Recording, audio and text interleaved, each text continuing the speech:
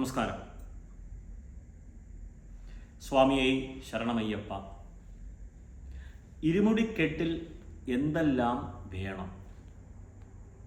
ഇതാണ് വിഷയം. ഇത് കുറച്ച് ലെങ്തിയാണ്, സമാധാനമായിട്ടേ പറയാൻ പറ്റുകയുള്ളൂ. 1 മിനിറ്റ് ഭഗവത്ഗീത, 1 മിനിറ്റ് ബൈബിൾ നടക്കില്ല.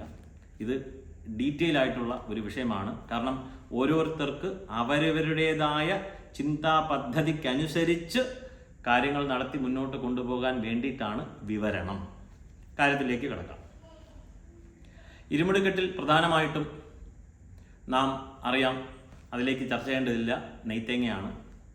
അയ്യപ്പന് നെയ്യഭിഷേകം, ശുദ്ധമായ പശുവിൻ നെയ്യ് കൊണ്ട് നെയ്ത്തേങ്ങ, ആ തേങ്ങ നിറയ്ക്കുക.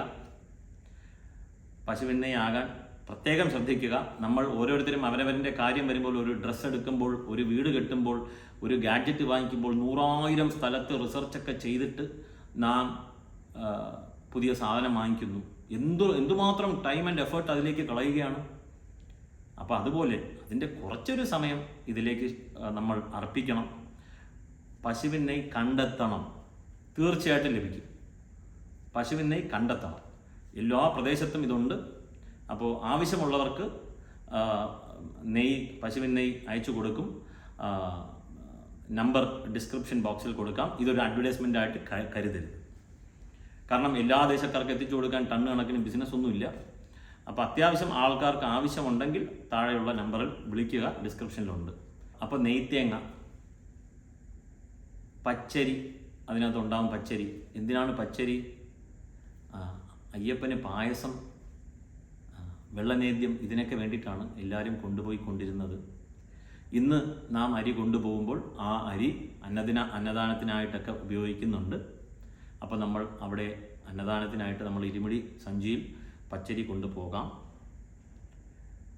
അയ്യപ്പനായിട്ടുള്ള നെയ്ത്തേങ്ങ പച്ചരിയായി, പിന്നെ കാണിക്ക. അപ്പോൾ വെറ്റിലയിൽ അടയ്ക്കയൊക്കെ വെച്ച്, കാണിക്ക വെച്ച് അതിനെ ഒന്ന് പൊതിഞ്ഞ് വെക്കും.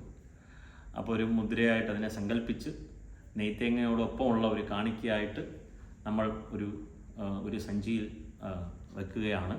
അത് അയ്യപ്പന്. ഇനി അയ്യപ്പന് കൊണ്ടുപോകുന്നത് ഭസ്മമാണ്, വിഭൂതി. വിഭവതീതി വിഭൂതി ഭൂതിശ്ച. അപ്പോൾ വിഭൂതി ഇന്ന് നാം കൊണ്ടുപോകുന്നു. അത് അഭിഷേകം ചെയ്യുന്നുണ്ടോ എന്ന് ചോദിച്ചു കഴിഞ്ഞാൽ അവിടുത്തെ തിരക്ക് കാരണം നമുക്കറിയില്ല. അപ്പോൾ അത് ചിന്തനീയം. അതുകൊണ്ട് ദോഷഫലങ്ങൾ വരാറില്ല. കാരണം ഭസ്മം കൊണ്ടുപോയാലും ഭസ്മം തിരിച്ചു കൊണ്ടുവന്ന് വീട്ടിൽ പ്രസാദമായിട്ട് കൊണ്ടുവന്ന് നാം ധരിക്കാറുണ്ട്. അതുകൊണ്ട് അതിന് ദോഷമില്ല. 18-ാം പടി കയറുമ്പോൾ ഒരു തേങ്ങ അടിക്കും, ഇറങ്ങുമ്പോൾ തേങ്ങ അടിക്കും.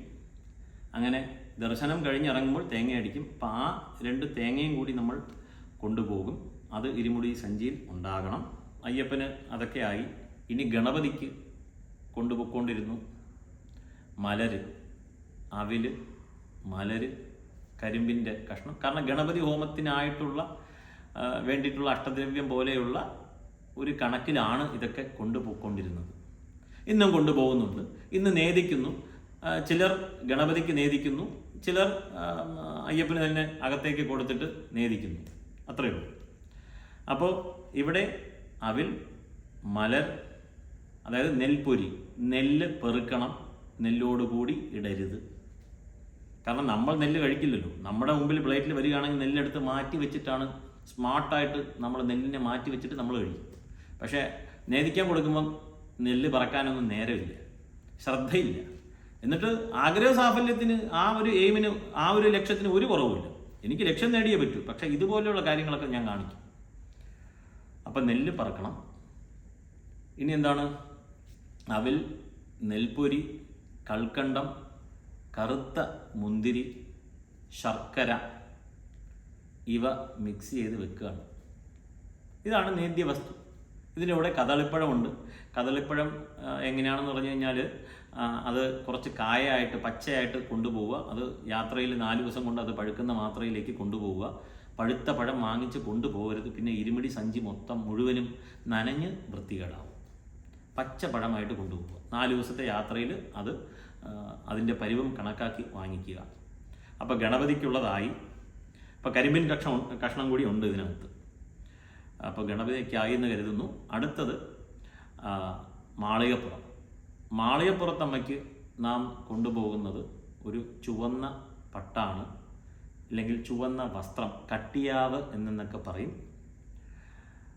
അതിൻ്റെ കൂടെ കരിവള, കുങ്കുമം, അർച്ചന ചെയ്യാൻ വേണ്ടിയിട്ടുള്ള കുങ്കുമമാണ്, മഞ്ഞൾ മുതലായവ മാളികപ്പുറത്തമ്മയ്ക്ക് വേണ്ടി കൊണ്ടുപോകുന്നു. പണ്ട് കാലങ്ങളിൽ പുനുകൊക്കെ ഉണ്ടായിരുന്നു. അതിന്നുണ്ടോ ഇല്ലയോ ഒന്നും അറിയില്ല, അത് ശുദ്ധമാണോ ഇല്ലയോ ഒന്നും അറിയില്ല. ഇനി മഞ്ഞൾപ്പൊടി, നാഗർക്ക് മഞ്ഞൾപ്പൊടി കൊണ്ട് അഭിഷേകം നടത്തുന്നു. ചിലർ അത് തന്നെ മാളികപ്പുറത്തമ്മയ്ക്കും സമർപ്പിക്കുന്നുണ്ട്. അത് യുക്തം പോലെയാണ്. അപ്പോൾ ഇത്രയും ബേസിക് ആയിട്ടുള്ള സാധനങ്ങളിൽ മെയിനായിട്ട് 2-3 കാര്യം പറഞ്ഞില്ല. അതിന് കാരണമുണ്ട്. ഒന്ന്, ചന്ദനത്തിരി. അത് മൊത്തം കെമിക്കലാണ്. രണ്ടാമത്, നിങ്ങൾ ചന്ദനത്തിരി കൊണ്ടുപോയാൽ എവിടെ കത്തിക്കും? അതെല്ലാം കൂടി കൂട്ടിയിട്ട് ഒരു സ്ഥലത്ത് കത്തിച്ച് വെച്ചുകൊണ്ടിരിക്കുകയാണ്. പുകയാണ്. വരുന്ന പുകയിൽ അയ്യപ്പന്മാർക്ക് മുഴുവനും അസുഖം വരും, ഉറപ്പാണ്. കാരണം ഒരു സാധനം, നല്ല സാധനം കത്തിച്ച് അതിൽ നിന്ന് പുക വരികയാണെങ്കിൽ, ഓർഗാനിക് ആയിട്ട് കത്തിച്ച് പുക വരികയാണെങ്കിൽ, ഉദാഹരണത്തിന് കറുക ഹോമിക്കുന്നു. അത് കത്തുമ്പോഴുള്ള ഫ്യൂംസ് ശരീരത്തിന് ഗുണകരമാണ്. അമൃതവള്ളി ഹോമിച്ച് അതിൽ നിന്ന് വരുന്ന ഫ്യൂംസ് ശരീരത്തിന് ഗുണകരമാണ്, ഔഷധമാണ്. പക്ഷേ ഒരു പ്ലാസ്റ്റിക് കത്തിയാൽ എന്താവും? ഒരു കെമിക്കൽ ആയിട്ടുള്ള എന്തെങ്കിലും, ഒരു റബ്ബർ അതുപോലെയുള്ള എന്തെങ്കിലുമൊക്കെ മെറ്റീരിയൽ കത്തുകയാണെങ്കിൽ എന്താവും? ആ പുക മനുഷ്യ ശരീരത്തിന് കൊള്ളില്ല. അതുകൊണ്ട് ദയവ് ചെയ്ത് ചന്ദനത്തിരി കൊണ്ടുപോകരുത്. ദോഷം വരില്ല, ഒരാൾക്കും ദോഷം വരില്ല. മനസ്സിനിങ്ങനെ കൊടുക്കണം എന്നൊക്കെ ഉണ്ടെങ്കിൽ നല്ല ചന്ദനത്തിരി വാങ്ങിക്കുക.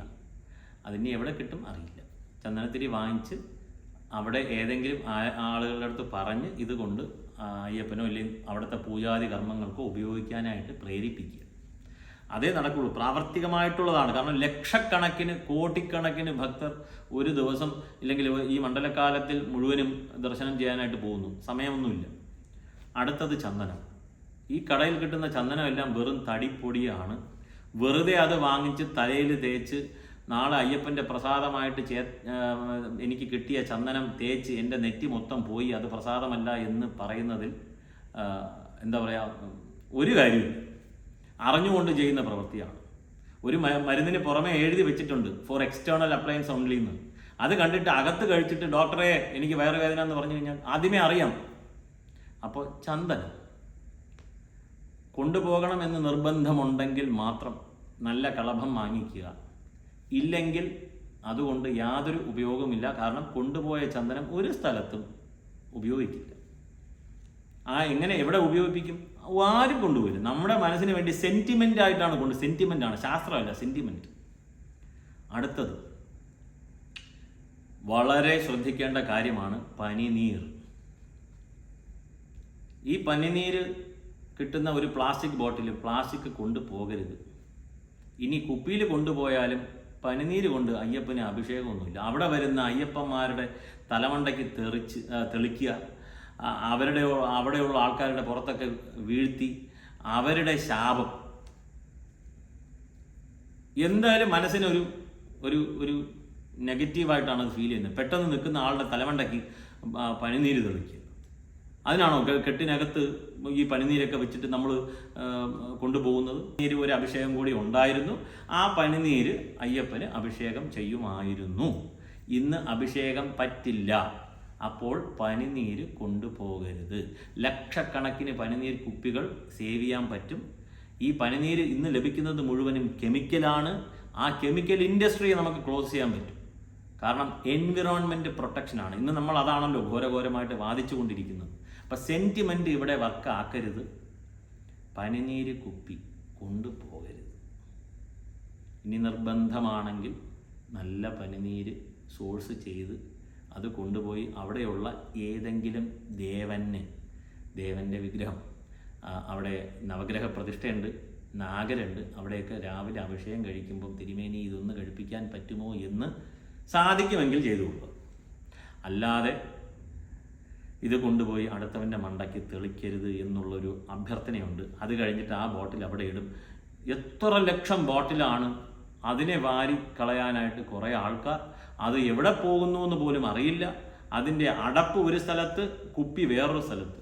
നമ്മൾ മറ്റുള്ളവന് ജോലി ഉണ്ടാക്കിക്കൊണ്ടിരിക്കുകയാണ്. എന്നിട്ട് എന്താ പറയുക, പുണ്യം പൂങ്കാവനം എന്നുള്ളൊരു പ്രോജക്റ്റ് നടക്കുകയാണ്, അവർ ക്ലീൻ ആക്കും. നമ്മൾ ഇത് ചെറിയൊരു പ്രവൃത്തിയാണ്, നമുക്ക് ചെയ്യുവാൻ സാധിക്കും. പക്ഷെ ശ്രദ്ധയില്ല, നമുക്ക് ശീലിച്ചു പോയി. സെൻറ്റിമെൻ്റാണ്. ആ പനിനീര് കുപ്പി വേണം. കടയിൽ പോയി കെട്ടിൻ്റെ സാധനം ചോദിച്ചു കഴിഞ്ഞാൽ അപ്പം പനിനീര് കുപ്പി അവൻ വെച്ചിരിക്കും. അവനൊരു ബിസിനസ്സാണ്. നമ്മൾ വേണ്ടാന്ന് പറയണം. പനിനീര് ആവശ്യമില്ല. ഒരു സെൻറ്റിമെൻറ്റ് ഒരു ദേവനും കോപിക്കില്ല. നെയ്യഭിഷേകം പകരം നെയ്യഭിഷേകം മാത്രം. നെയ്യഭിഷേകം അതാണല്ലോ പ്രധാനമായ കാര്യം. നെയ്യഭിഷേകത്തിനുള്ള നെയ്യ് ശുദ്ധമായ പശുവിൻ നെയ്യ് വാങ്ങിച്ച് നല്ല ഭക്തി ശ്രദ്ധാ പുരസ്സരം നെയ്ത്തേങ്ങയിൽ ഒഴിച്ച് പ്രാർത്ഥനാ പുരസ്സരം അയ്യപ്പന് അഭിഷേകം ചെയ്യുക. നിങ്ങളുടെ ആഗ്രഹം സാധിക്കും, ഉറപ്പാണ്. അല്ലാതെ ഇത് കൂടെ കൊണ്ടുപോയിട്ടുള്ള കുങ്കുമം വാരി അവിടുത്തെ സൈഡിൽ ചുവരിൽ തേക്കുക, പനിനീര് വാങ്ങിച്ച് ഭക്തജനങ്ങളുടെ മണ്ടയ്ക്ക് വീഴ്ത്തുക, ഇതൊക്കെ പുതിയ കലാപരിപാടികളായിട്ട് തുടർന്ന് പോയിക്കൊണ്ടിരിക്കുകയാണ്. പറയാൻ ആളില്ല, കേൾക്കാൻ ആളില്ല. സെൻറ്റിമെൻ്റാണ്. ഇപ്പോൾ കടയിൽ ഏതൊക്കെ സാധനം വാങ്ങിക്കണം എന്നറിയില്ലല്ലോ ജനങ്ങൾക്ക്. അപ്പോൾ കടയിൽ ഏതെങ്കിലും പൂജാദ്രവ്യം വിൽക്കുന്ന ഷോപ്പിൽ പോവും. സാറേ എനിക്ക് 2 ഇരുമുടിക്കെട്ട് നിറയ്ക്കുവാനുള്ള സാധനം തന്നോളൂ. അയാൾ ഉറപ്പായിട്ട് അതിനകത്ത് ചന്ദനം വയ്ക്കും, ചന്ദനം തിരി വയ്ക്കും, പിന്നെ പനിനീര് വയ്ക്കും. ബിസിനസ്സാണ്. അപ്പോൾ ഇന്നത്തെ കാലത്ത് അത് പ്രാവർത്തികമാകില്ല എന്ന് മനസ്സിലാക്കി കാണും എന്ന് വിചാരിക്കുന്നു. പ്ലാസ്റ്റിക്, ഈ കുപ്പി പോലെയുള്ള സാധനങ്ങളെല്ലാം തന്നെ അവിടെ കൊണ്ടുപോകാതിരിക്കാം. കാടായിട്ട് തന്നെ ഇരിക്കട്ടെ. നമ്മളോ എല്ലാ കാടും നശിപ്പിച്ചു. ഇനി ഉള്ള കാട് അവിടെ വൃത്തിയായിട്ടിരിക്കട്ടെ. അതിലേക്കായിട്ട് നമുക്ക് ഏവർക്കും ഒത്തൊരുമിച്ച് പരിശ്രമിക്കാം. നമസ്കാരം.